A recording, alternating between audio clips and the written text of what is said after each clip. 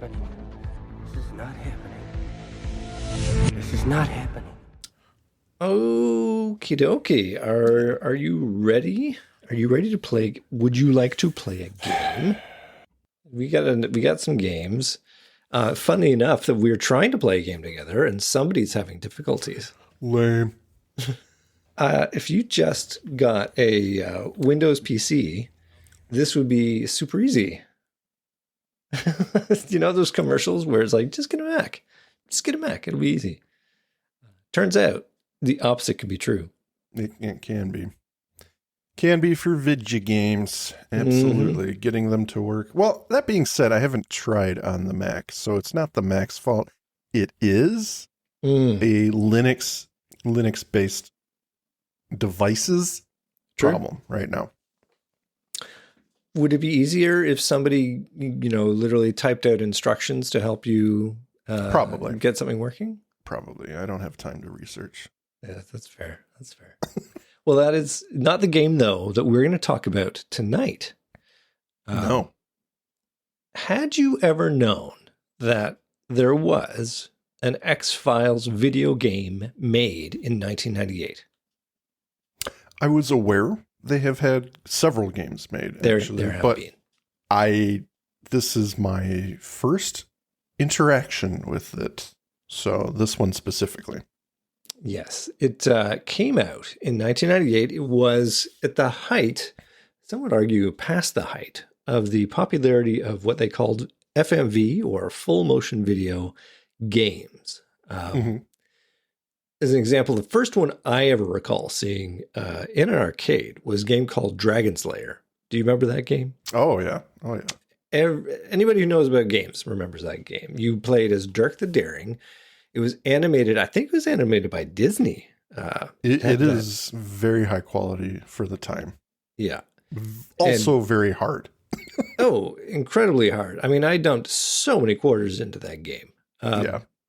And it was, you had a joystick, you had a button, and you had to have timing events. Like you had to click the button within a certain time based on a clue of what you had to do, or push the joystick to make Dirk the Daring jump a certain way in order to solve a scene. And then when it was solved, you'd go on to the next scene. And if you didn't do it fast enough, you would die in a variety of animated and entertaining ways.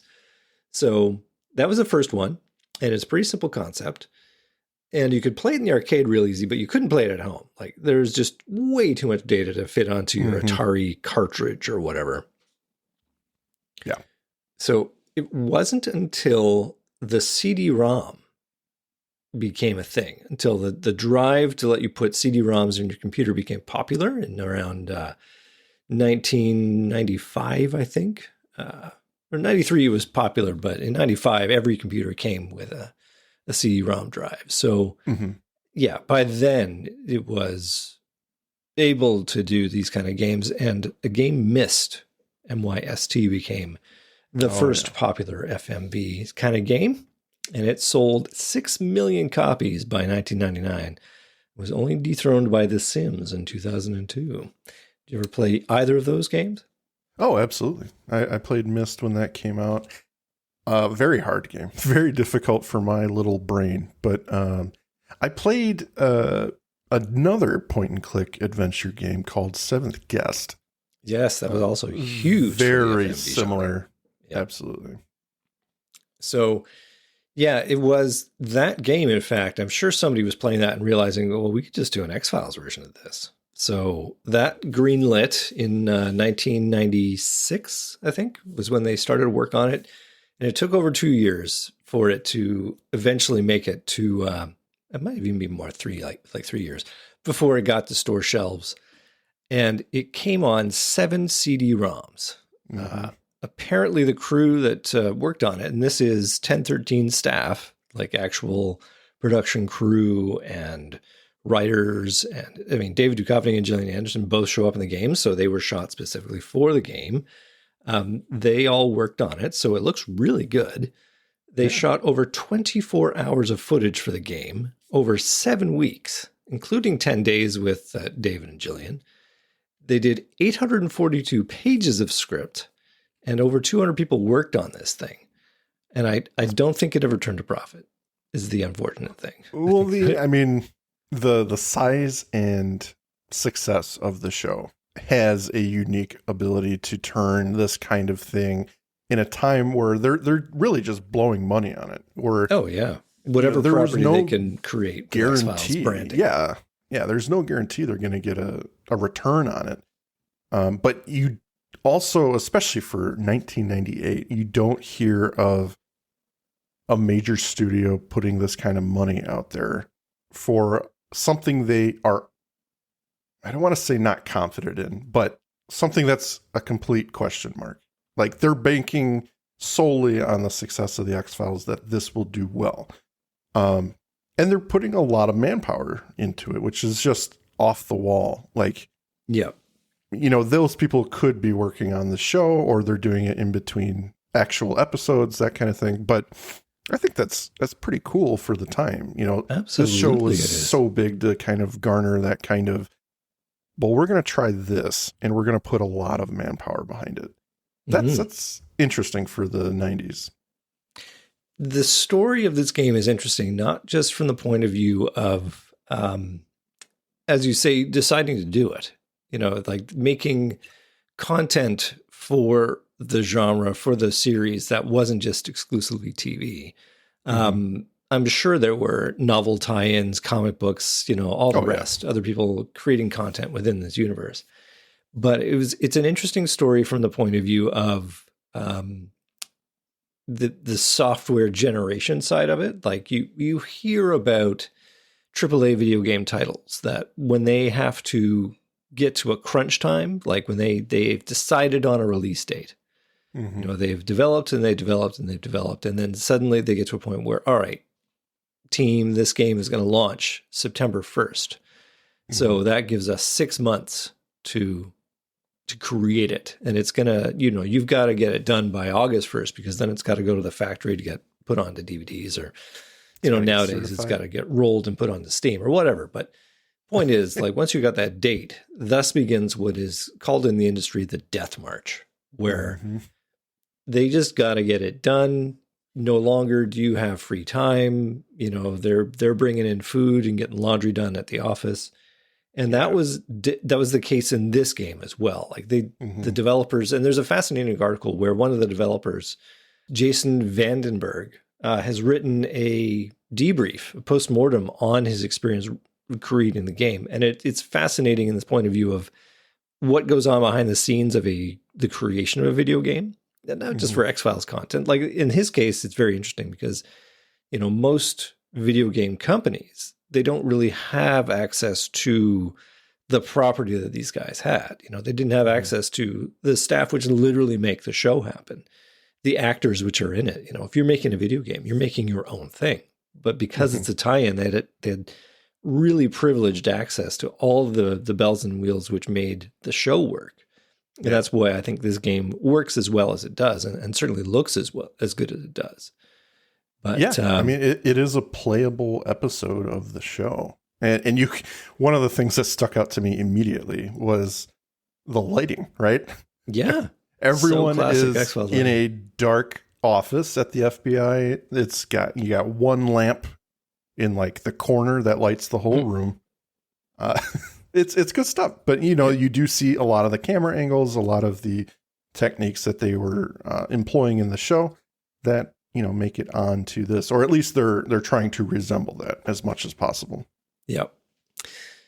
Well, I don't want to go through the nuts and bolts of every scene of the game, but I did want to dive a little bit into the flow of the plot, as it were, like one direction it can go, because that's the interesting thing about this game. And at the time, the people who loved X-Files and loved games would have loved this, because it branches. The plot can branch depending on the choices you make. So if you decide that you're going to play your agent as a bit of a hard ass, like in your dialogue options, if you decide to always take the, asshole kind of choice, then it closes off certain avenues in the plot but it may also open up other avenues of the plot. So there is some replayability to get a different episode experience, even though they do, of course, tie you back into to certain elements of the plot to make them go a certain way. But it can turn out in dramatically different ways depending on the choices you make. So it's very much an advanced kind of aesthetic for the time, where other games were very linear. You know, you had to solve a puzzle to move on to the next room. But this was very much non-linear, I guess. In a way, yeah. I mean, they lock you into an area per se, but you can go about it with different dialogue options. And then that is a cool little element because you kind of tailor your own X-Files episode in that way. I mean, for the time, I will definitely agree with you that video games were very much a linear experience. Another example of something with branching ideas and storylines that you could really mess with would be Chrono Trigger, which came out in 95 for the Super Nintendo. But yeah, the idea of doing this is still very new in video games. And I think, you know, despite the choose your own adventure books and things like that, this was really unique. Yep. Well, let's say we boot up the old Windows 95 PC and insert the first of 7 CD-ROMs. I really wish I had one that still worked. It'd solve a lot of your problems today, wouldn't it? Let's get into it. So when you start the game, you are immediately launched into the opening credit sequence for the game, where we open up in the day with a close-up of a rat sniffing a Morley brand cigarette in the midst of some old crates at the docks. The camera pans over and we see two FBI agents, our heroes, Mulder and Scully, approaching a worn-out warehouse. The legend tells us we're in Seattle, Washington. Using a lockpick gun, Mulder picks the door lock, entering with Scully. Inside, the agents walk through the empty space, soon finding some odd ash on the floor. Suddenly, without warning, the warehouse doors open up and 3 men enter, guns drawn. They begin firing shots at the heroes who dive for cover. As the men keep shooting, it looks dire for our heroes, but a light emanates from everywhere, and we hear the screams of the gunmen as we fade to white. The moment passes, and Mulder emerges from cover, gun drawn. He can't believe his eyes. Credits! And indeed, we even get the X-Files credit sequence. Yeah. So it's very much casting itself as an episode of the X-Files. It's very obvious they did not get paid for talking in this opening scene. Yeah, very quiet agents for the first time. You would have had at least 5 Mulders and Scullys in there somewhere. Yeah. But no, not a word, not a peep. Why we at this warehouse, Mulder? What are we doing here? I was washing my dog. Why are you picking yet another lock, Mulder? Do you have a warrant for this place? What are we doing here? Is it just me or does it, and I don't want to go off too far, but is this not resembling the warehouse that Scully goes to in season 2? And we got into I think it's season 2. We got into a lock picking extravaganza in that early season. I can't remember what episode it was, but it looks very familiar. I'm sure it's probably the same. Location. It probably is. Yeah. I mean, they spend a fair bit of time here, so it makes a lot of sense. So the filming method for this game is pretty distinct for the FMV format. There's going to be a lot of sequences where the characters speak directly to the camera because you, the player, are playing the role of a character named Greg Wilmore, FBI agent and the protagonist of the story. It's kind of the hallmark of this format, but there are also dozens of more narrative sequences where the player has less agency and the scene is laid in dialogue with more conventional camera angles where you've got like over the shoulder shots and such. But it's interesting to see where the game kind of makes its choices between this is going to be more TV-like where we have 2 characters walking and talking or, you know, in a more traditional X-Files scene, and where they kind of run out of gas on that and have to just devolve into you are literally look at somebody who's talking to you directly. And in some cases, you've got dialogue options you can then click, and then it chooses the next scene it's going to play for you, and the guy answers or whatever in that sequence. So it's not an X-Files episode in that regard. It does not look like one, but it's its own different beast. And it's just interesting to see them try this format. Absolutely. Absolutely. I think they should have, and this is just a nitpick on my end, they should have chosen one. Either have the protagonist be like it's an episode and they're talking to each other, or just made you the protagonist and never show you. And just have the characters talk to the camera like some of them do. I think it's a little off kilter in that regard, but it's a bit jarring. I still like it. Especially when you have moments where they are running the scene, as it were, in a conventional over-the-camera angle, and then they switch back suddenly to the character speaking to you directly, and then they cut back again. It's a bit weird, but I think they kind of painted themselves into a corner at some point. Because, like, even though they shot 24 hours worth of footage, it's not enough. You know, right, exactly. They didn't have that perfect angle of the actors talking to each other. We didn't have time to shoot this. You know, we had the guy shoot it to camera, so why not? Yep. Well, we're going to start in the FBI office. It's where the player is going to learn the interface, how the game works. He's going to meet his boss, a guy named Shanks, his partner, a guy named Cook, and good old faithful A.D. Walter Skinner. Mike, it is notable that this game had an official 1-800 helpline, and you could call that number to get clues to help you through the game. Nice. And the number one call concerned how to actually log on to your own FBI computer, something many game reviewers were quite critical of. Why should the password to your own computer be the first puzzle you had to solve? And it's pretty highly regional, because it turns out Agent Wilmore is a Civil War buff. The password is Shiloh. It's marked on a map, which is on his office wall, but it is not particularly easy to find that. And it's literally a case of casting about in all directions and going, well, how about this? How about this? How about this? Oh, I guess Shiloh. Like, I think the designers thought it would be more simple than it actually was. The hardest puzzle in the game is before you even get into it. It's literally 3 minutes in, and you're like, I guess I'm calling the 1-800 number. All right. I guess they're serious about this.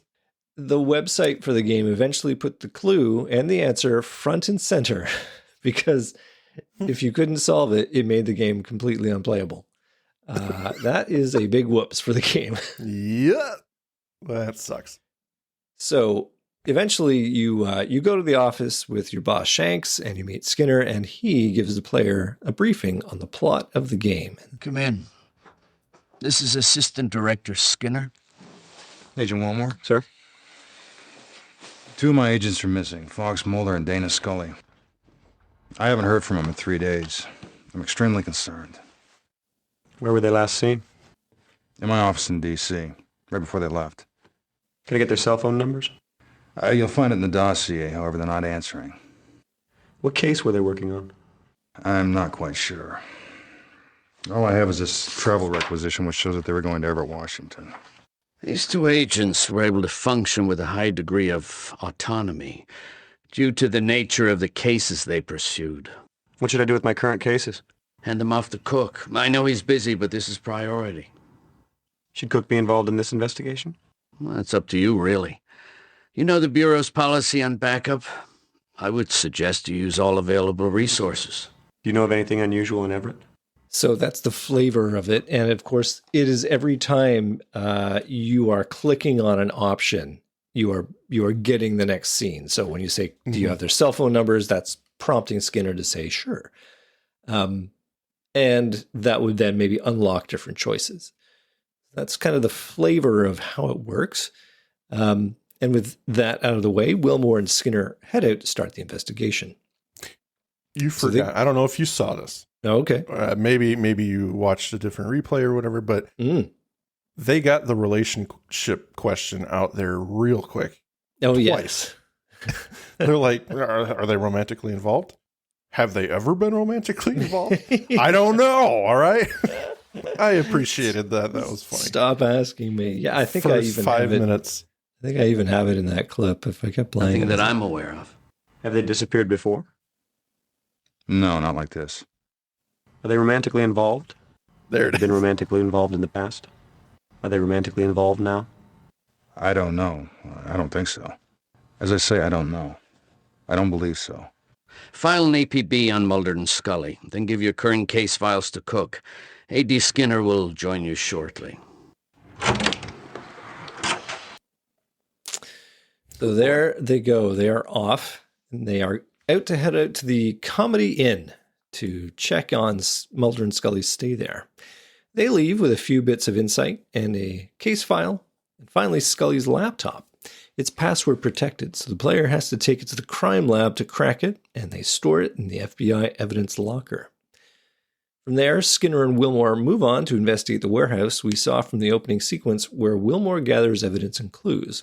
The game offers what will become a classic puzzle. You got to look for a thing to unlock another thing. So in this case, the player finds a crate, but they can't open it by hand, so they have to search the warehouse for a crowbar with which they can use to open up the crate and then find another clue. The game dives into procedure for the Law & Order types. Wilmore fishes out bullets from the walls, bags cigarette butts, and gets samples of blood. However, it's still a game and it shows its limitations. The story doesn't advance until you've point and clicked your way through the entire warehouse, finding all the clues. But you can leave the scene and come back anytime, so you can enter situations where you think you're done, but the story isn't done with you. So you're stuck thinking you've done everything where there's still one outstanding clue.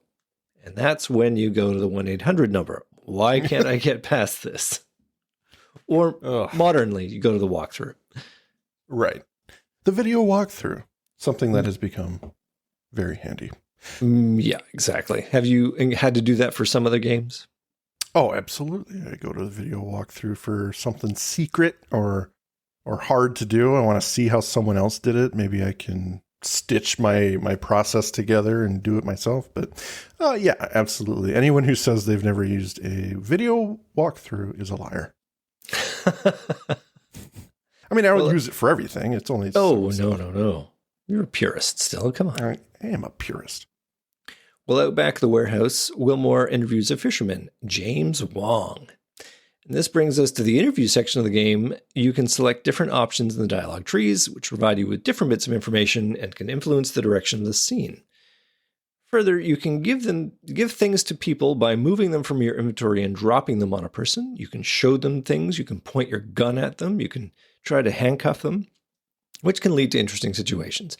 And you quickly realize that every actor in this game has had to record the same 6 lines of dialogue to respond to this particular interface. Mm-hmm. Anyway. What are you doing? Yes. What's the matter with you? Don't do that. I just told you. What are you doing? I don't want that. No. Don't do that. I just told you. Put that down. I don't know anything about that. Welcome back. I wish you wouldn't just go running off without saying anything. I think I have Skinner doing What are you too. doing? As I just said, I don't know anything about that. What's the matter with you? Don't do that. It's that time, everyone. The Magus Media Production sales pitch. Please check out our homepage at magusmediaproductions.net so you can stay up to date on all of our shows. Check out our Facebook group, facebook.com/groups/Magus Media Productions, both of which have our Discord link on it, where you can join us for live shows as we record them for future release. At Magus Media Prods on X, our Patreon, patreon.com/magusmedia, where a $5 donation will help us keep the lights on and bringing you new content, and you get some stickers. Thank you for your consideration and support. As Skinner and Wilmore leave the warehouse, Wilmore notes they're being followed and gets a photo of the license plate. Wilmore brings the evidence to the Seattle PD crime lab, where we meet Amos, the crime lab technician. Wilmore uses Cook to follow up on his various clues, and then Skinner is called back to Washington, D.C., where he leaves the story. This should have been Danny's intro to the show. They just put him 100%. in here in the background or something. Yeah, finally Just meet Danny. has a nameplate on his desk and he's in the background. You could just barely make it out. Danny. Honestly, it should have been Danny that the player played in this game. Oh, No there Danny. you go. Yeah. Well, later on, the laptop is stolen from the FBI lockup. Cook has been attacked. He reveals that Wong, the fisherman interviewed by Wilmore the previous day, has been killed. Wilmore goes to the docks to investigate, where he meets Sergeant Astadorian, a charming and beautiful police detective with the Seattle Police Department. And the two interview the harbor master and go into Wong's boat, the Agrippa. The Agrippa is a poor fishing vessel with no storage for fish and extended gas tanks. They find clues, including that Wong was taking meds for cancer, and also a rain cover with the markings of another vessel, the Terracan, which prompts them to investigate that boat. So again, you're going from one place to another place, and you don't get to go there unless you have found all the clues from this scene. So the game designers very much wanted you to enjoy every aspect of the show before moving on. Well, and I think they're trying to promote, and anyone who's played a point and click would know this, but investigate everything. And, and that's a key thing where they want you to make sure you're being thorough.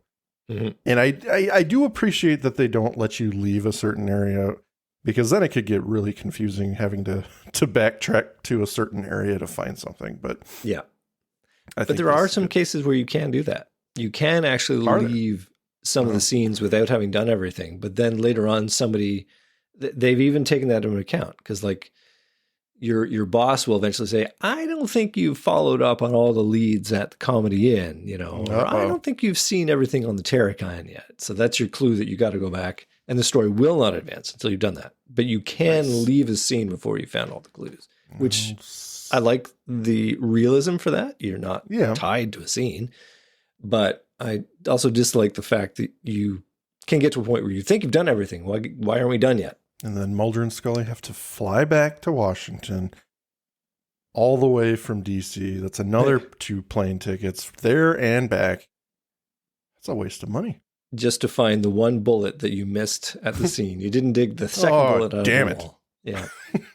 In the Terracan, the duo, this being the beautiful Sergeant Astadorian and Agent Greg Wilmore, they find a few more clues, including a newly laid fingerprint over previously dusted print. The Terracan was a boat that had a bad fire that killed 10 people and has already been investigated. They also find a curious metal sphere they think might be a bomb, which I think is a red herring, because I don't think this ever comes up again. There's a lot of discussion about the fire on board the Terracan that apparently killed 10 people, but it happened on the outside of the boat. So how did the crew die? So later on at home, Amos has sent an email where we discover the fingerprint at the Terracan is Agent Cook's. I knew Cook visits and is confronted concerning the fingerprint, where he offers a flimsy explanation and leaves. So when you were watching it at this point, did you have any feelings about Agent Cook here? Yeah, I thought it was going that way. My first instinct was, is Cook the guy who barges into your office at any time? Or at the beginning? Yes. Okay, yeah. Then yeah, it was him that I was suspicious of. Okay, well, this certainly adds fuel to that fire. So the next day at your apartment, Sergeant Astadorian arrives, and you go back to the coroner's office, where we learn that the burn deaths might have been radiation and not fire. They discuss the body of Wong, who had cancer, and you take the bullet that killed him and give it to Amos at the crime lab. Shockingly, we find out that the bodies from the Terracan have been stolen from the coroner's morgue, to the shock of the coroner. So the plot is definitely getting thick. The coroner's office provides evidence which leads to Gordon's hauling in Charno. The duo search the premises there, and we have a combat sequence where an incredibly strong man, who's seemingly mind-controlled, attacks Astadorian and leaves, locking them in the building. Wilmore finds a manifest which links the dockside warehouse and rural route 1121. And Mike, there's also a bomb. So the correct way to get out of here apparently is to find a shovel and use it to smash out a vent and escape. But if you don't, and you have literally got a 3-minute timer to do this, the building explodes and the cigarette smoking man looks on ominously. The game ends. That's the other thing about this game. You can lose quite spectacularly in a variety of ways. You can get shot to death, you can get fired, you can go to jail, or you can blow open a building. Excellent. So lots of replay value, I guess. Oh, yeah. So they share a moment, our heroes, where they're on the car, and you have the option to try and kiss the girl, and sometimes it works, sometimes it doesn't, depending on your previous decisions that you've made. So I'm sure a lot of 16-year-olds were very much enjoying that part of the game. When can I play as Next day, Mulder we're and back at the Scully? field office, where Cook has found some evidence that links the case to a smuggler named Smolnikov, and he wants to raid Smolnikov's warehouse. Next at the warehouse, the raid proceeds, and you get shot at, leading to a combat scene where you have to shoot 5 enemies. It's very, for FMV territory, it was probably very interesting, but you had to literally point and click on the dude as he walked by, and if you didn't hit him, you missed, and you might get shot and killed. So very much what they would call now a quick time event, where you have to do it at a very certain time or you fail. And if you do it right, you win. If you don't do it right, you lose. So you find and eventually interview Smolnikov. He knew Wong, but he didn't kill him. Cook reveals there's a gun downstairs, which you will go and eventually find, as well as crates with the logo of a phoenix. Smolnikov doesn't know anything about plutonium. Oh yes, the plot moved into plutonium territory, by the way. Smugglers are smuggling plutonium. At the crime lab, we discover the gun and bullets match, making it the murder weapon of Wong the fisherman. And Smolnikov is our our suspect. Uh-oh. At home, another conversation with Astadorian reveals fingerprints that belong to a government person, and they're restricted. Ooh, the plot thickens now, buddy. Indeed. Now, did you, I know you had to conk out of watching it at some point. Did you make it to this point? Are you in uncharted territory? I made it to the crates. I remember seeing the Phoenix. It was pretty quick after this that I had to take out my headphones and work and continue working. Skip. Yeah. It's a this long is all going to be game. new. Yeah. I mean, that's what, as I was working on this, I was like, did we bite off more than we can chew? Because there is a lot of content to cover in this game. Nah. Well, the next day, you meet up with Mr. X, who gives the player the alien switchblade and some cryptic clues. Oh. Agent Wilmore, I'm so glad to see that you took my advice and came along. Perhaps you're not as inept as I had thought. We have very little time, so I want you to listen to me carefully. The most important thing is that you cannot tell anyone that I was here or that we spoke. No one in the Bureau. Not Cook, not Shanks, nor that Seattle police detective you've been teamed up with. Do you understand me? I need your word on this, Agent Wilmore, or I won't help you. I have very little patience and even less time.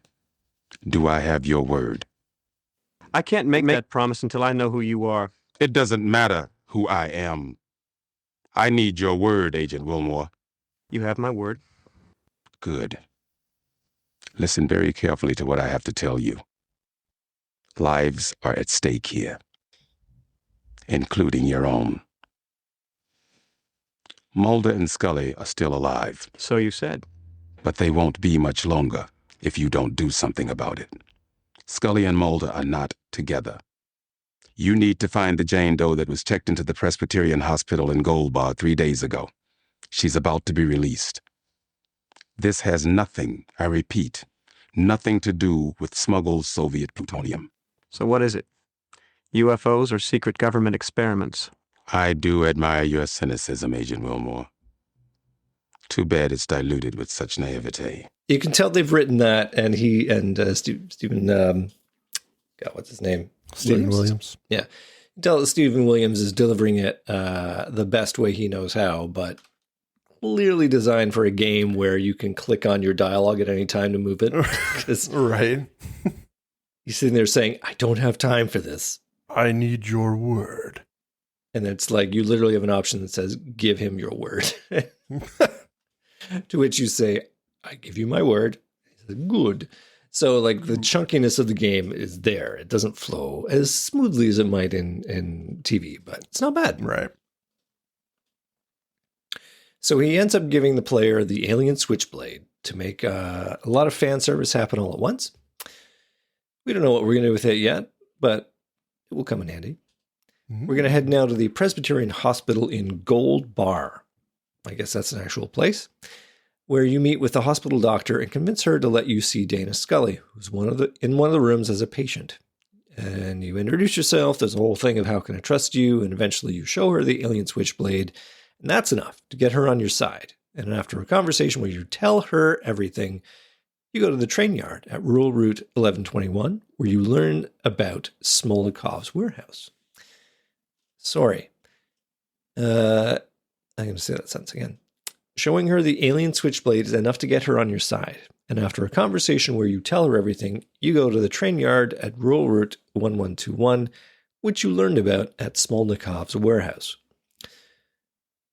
This is a weird little construction, but that happens. Yeah, scary, scary stuff. I'm getting excited. Our agents are making appearances. They're doing things now. So at the Rural Route, you climb a telephone pole, which allows you to spot a burned out car with your binoculars. And Mike, they clearly didn't get to use some mechanic enough, so they jammed it in here.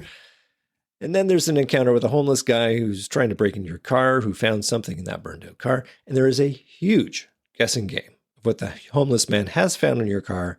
And eventually, when you select the right option, which is a videotape, he gives it to you. And you probably haven't. Did you end at this point? You didn't see I haven't seen anything past this. Yeah, I'm sure I've seen the actor who plays that homeless guy before, but I don't remember.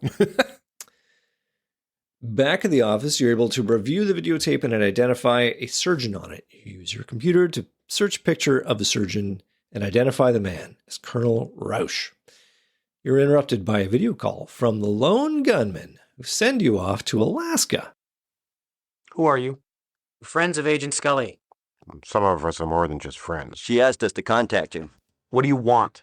Agent Scully contacted us with information about the case you're working on. Now, based on what Dana told us, we believe that there's a top-secret facility in Alaska involved. Okay, what's the big deal about Alaska? Well, this facility is used as a nexus point for most of the government's West Coast boxcar work. If this is true, Mulder's in incredible danger. This facility was built in the early 60s. We think they chose Alaska so they can use the Aurora Borealis to hide UFO traffic into and out of the base. We also think an alien craft recovered in the Pacific is stored there. What's boxcar work? One of the great unspoken peace dividends. The government has a massive network of rail cars, which they can use as mobile surgical theaters, autopsy rooms, and quarantine facilities. These boxcars have a twofold purpose. They allow the government to quickly pick up and transport stray EBEs, and they serve as a mobile base of operations for a series of genetic experiments. What kind of genetic experiments? The cross-pollinization of the human race, intermingling human DNA with genetic material from EBEs. Great, I don't believe this. Suddenly I'm Barbara Bain to you're Martin Landau. Where's Mulder? We're not sure, but knowing Mulder, if there's a trail leading to this facility, he's following it. Scully mentioned an unidentified man who was of some concern. Did you manage to determine his identity? Yeah, Dr. Jonathan Rausch, a Navy surgeon. Now, where's he stationed? Eisenhower Field, Alaska. Oh, yeah, that's the guy. He served a stint in Perky, West Virginia? Yes. This is bad. Listen, you have to get there. Mulder may not have much time left. First go to Rauch's house and then on to the secret base. Okay, how do I get to the base?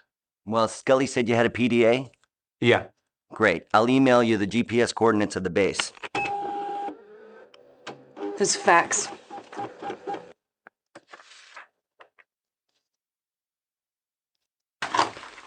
The Canadian border guard was found dead this morning from massive unexplained burns, and Mulder's rental car was observed crossing the Canadian border into Alaska.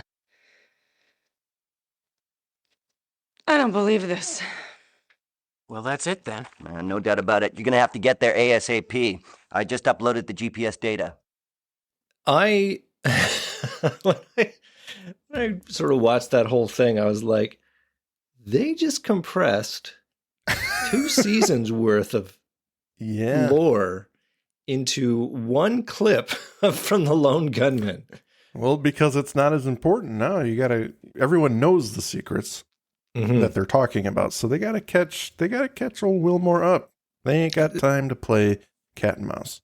And certainly Wilmore has no time to be incredulous of like, this is science fiction. You get a parting shot from Asta Durian saying, I don't believe this. But it's not enough to make her like leave the case or anything. It's just taken as given. It's delightful. I believe you, strangely. Yep. So they're off to Alaska, and when you arrive, you see a man exit the house and drive off in a white SUV. Inside, Wilmore finds Rausch unconscious and covered in oil, Mulder's tied up upstairs. He was at the rail yard when Rausch kidnapped him and stole his car and drove them back to Alaska. And we get the most... If you thought that the lone gunman bit was a succinct explanation of season 3, you haven't heard anything yet. I mean, listen to Mulder tell it. Well, there's a species of alien that can use humans as host. The parasite completely takes over the target human, even gaining access to knowledge that the human possesses. The only way you can tell the difference is there's a thin film of black oil that swims over the victim's eyes. The crew of the Tarracon came across one of these Valdez-type aliens, who promptly nuked them. The government apprehended it and put it in one of their boxcars, but somebody screwed up and it escaped. I mean, could you imagine that in the show? Oh, well, there's all the answers. I know. How many times have I gone to town on an episode where it's like you've got one character who knows everything and Mulder never asks him the question or the guy never just volunteers the answer. It's like, oh, I got to show you or whatever. It's like if you had that 30 seconds explanation. I think the better question is how many cliffhangers are in the last 2 minutes of dialogue that we've just heard? How many times did they end episodes with what's going to happen next? And that information has been eked out over 5 seasons at this point. Exactly. I mean, I just watching that happen, I just went, you've got to be kidding me. The amount of time I've spent watching this show to eke out these small little factoids, and each one of them is a bombshell, and here it is in 30 seconds just rat-tat-tatted away at you. Okay. And I get your point. They've moved in the show, they've moved beyond it now. We know this stuff, but I don't know. There's just something about it being hammered at you so quickly and so matter-of-factly by the character in this moment. This show could have been a lot shorter. It could have been 20 minutes. The whole 5 seasons, 20 minutes. Yep. Yeah. Okay, eventually 2 guys from the NSA arrive, and there's a confrontation and a chase scene, or you go with them, and I think the game ends. I didn't do it that way. But either way, you end up at the secret base, or you could be shot to death if you don't do the combat scene correctly. You make choices, you get to the secret base. You meet up with Scully at the entrance of the base, and you find a cattle prod, but Cook, good old Agent Cook, enters, and he blindsides you. And he gives you a bunch of monologuing where we learn he's the bad guy after all, Mike. He does come out as the bad guy at this point. Oh, boy. Do you want to know the reason he's done all his nefarious things? Why he's led Agent Wilmore astray? Why he's stolen the bodies? Why he's done all these things? I didn't get my raise. It's for money. He says it's just about money. It's all for money is why he's done it. He's not a zealot like so many other cigarette smoking man's guys. It's money for this guy. Oh, bitch. You manage to escape by either zapping him with the cattle prod or you can just shoot him. But you get to escape and you walk through the base and find Mulder. But he's been taken over by the black oil alien. Looks bad for Mulder. You and Scully hatch a plan to contain him, to find out what's wrong with him. And there's a whole convoluted scheme about a blast door which takes 2 people with 2 keys to open and some combat scenes mixed in where you have to shoot up enemy soldiers. In the best case scenario, you lure Mulder back into a glass room and then you run back and close the door behind you. And there are a lot of options for the outcome. You can even stab Mulder in the back of the neck with the alien stiletto, ending him with him being dead in a casket. Scully can get shot by an army security officer, and Wilmore can die in a variety of ways. He can be fired, he can go to prison. But if you do it right, the alien oil oozes out of Mulder. You escape the chamber. No. If you do it right, the alien oozes out of Mulder. It escapes the chamber and enters Cook, who grabs you by the throat and forces you to open the blast doors. But then you toss the alien switchblade to Scully, who stabs Cook in the back of the neck. And that, Mike, is the grand finale of the game. And it only took you 7 or 8 hours to get to this point. Well, I mean, at least it's a good chunk, right? It's not a waste of your time. It's not a overbearingly long game that goes nowhere. I think 7 or 8 hours for 1998 is pretty good. It would have been a validation of the money you spent. I mean, 7 CD-ROMs, there is a lot of content there. Oh yeah, I was on the edge of my seat while you were explaining that. It's just like an X-Files episode. Absolutely. What do you think of the decision to have Scully do the next stab with the alien switchblade? Would that have changed the lore in any way? Because she's been very much on the outside of everything alien. She hasn't really done anything with the stiletto, so I'll give it to her. I think that's good for her. She gets to join in on some of the fun, even if it's not canon. Definitely not canon. Although it does have an official episode number. It's 3X99. So right. Carter and company certainly thought that the game belonged in the universe, even if the absolutely the stuff that came out of it was a little bit suspect. Unfortunately, the production of the actual game suffered setbacks, so it was years before the game hit the shelves, and unfortunately by the time of it, FMV games were already losing their luster as games with 3D technology were taking off. And you never actually got to play the game, I think. We talked about it, but it never... Yeah. Haven't played it, but I would like to sometime. There's also one for PlayStation 2, Resist or Serve, that looks like I should play it. Yeah, I'll definitely be picking these up when I can. Well, as a game, I can tell you from having played it, it can be pretty frustrating. It's one of those things where the game designers probably thought everything was very straightforward and that only a little bit of analysis was required by the player to figure it out. In practice, I found I had to click every inch of the goddamn screen, trying to find a needle in the haystack, poke every line of dialogue, hoping for the clue that would lead me to the next section. And when the game wasn't advancing to the next segment of the plot, you'd have to backtrack to various locations to figure out what you might have missed, in hopes that you'd turn up the missing piece. Did I go to YouTube to watch the walkthrough? Oh yes. Yes, I did. On more than one occasion. As an X-Files episode, it's got its moments. It captures the feel of the show from season 3, which isn't a surprise given the crew they had working on it. It's not one of the better episodes, but it's definitely a notable moment in the show's history, and if you can manage to find a copy out there, it is a fun way to spend about 7 or 8 hours. Absolutely. It looks like a worthy endeavor, and I appreciated very much so seeing everyone from the show, from what I did watch, but good times. I think it was definitely worth the effort to play once, and I look forward to doing that. So, yeah. Oh, I forgot to mention, Agent Pendrell even has a little cameo. I saw that. Yeah. I saw his name, and I was like, oh boy, here we go. Yeah. Pre-death Pendrell. He calls up Agent Wilmore to tell him that they got blood results on some blood they found at the warehouse, and that it was Agent Scully's. Oh no, I hope she's okay. Call me if you learn anything, because, I don't have a crush on her or anything, but I just need to know, is the implication. Oh, Pendrell. Well, I think that pretty much wraps it up for the X-Files game, a little nugget from 1998. Mike, did you have anything else that you wanted to say about it before we sign off? No, I just think it's a nice little time capsule. Whether or not it came out at the end of point-and-click adventure games, I think this is probably higher production value than most. Whether or not it was successful is irrelevant. I think it was a good choice for the show to do a game like this, and I look forward to playing it.